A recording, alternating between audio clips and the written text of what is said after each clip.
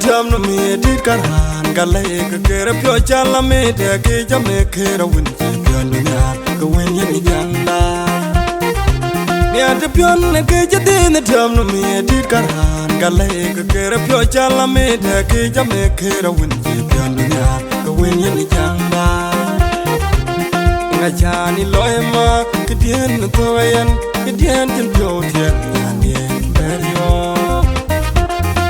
Jani loema kidien toyan kidien jempioten yan berio yo ejal mi ataje nyuja tonde yo enji bella lor krawara jat aja yu ka jabaiwa yo ejal mi ataje nyuja tonde yo enji bella lor krawara jat aja yu ka jabaiwa yo ejal mi ataje nyuja Enji bella lor krawara jab aja yu ka jabaiwa Owe jal mi ataje nyuda hunde Enji bella lor krawara jab aja yu ka jabaiwa Meda ding ya pyo Pading ya pop ka ni chang ka dian ji mi ala kwiri kan ti mi dia ka dia ya mi pyo wa Meda ding ya pyo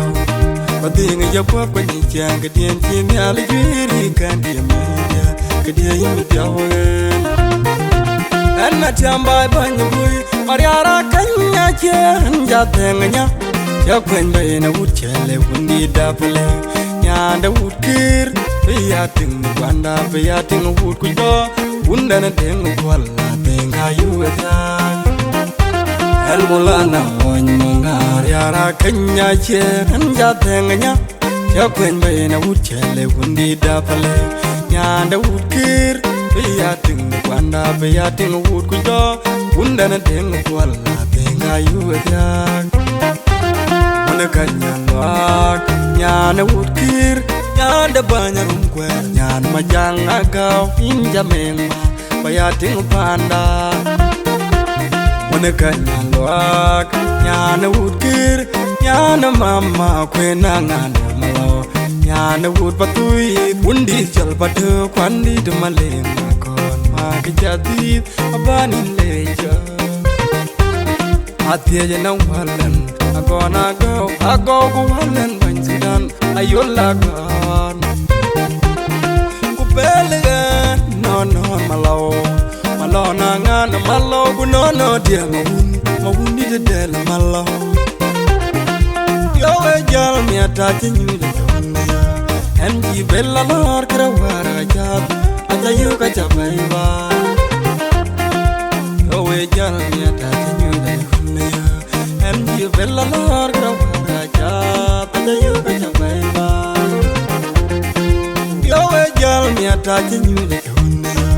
enji bella lor krawara jab aja yu ka jabaiwa Yo ejal mi ataje nyuda tonde enji bella lor krawara jab aja yu ka jabaiwa Meda ding ya pyo Pading ya pop ka ni chang ka dian ji mi ala kwiri kan ti mi dia ka dia ya mi pyo wa Meda ding ya pyo Pading ya pop ka ni chang ka dian ji mi ala kwiri kan ti mi dia ka dia ya mi pyo wa Ani kwayo tingun bunda ya ya kondo ku ke kende ta yu ka kal nong manam hendia man yom Atonga ko ka konga tier nyandi te bai ko nyan po du da jwe Ani kwayo ting nya yak e ya kondo ku ke kende ta yu ka kal nong manam hendia man yom Atonga ko ka konga tier nyandi te bai ko nyan po du da jwe An ku ka ba cholin man ka Ajanen ni jakal tindu ke wanu tindu ke kondo Engin titi na jadut nongin ma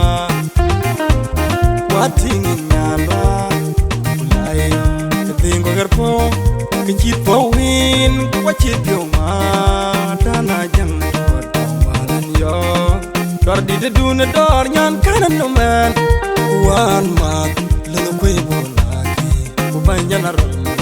malwala yam dor nyan kan ke ting pan jan rola kena jang dol ko do ken mama dana jang panto danda jang dol ke ting pan jan rola kena jang dol ko do ken mama dana jang panto danda jang dol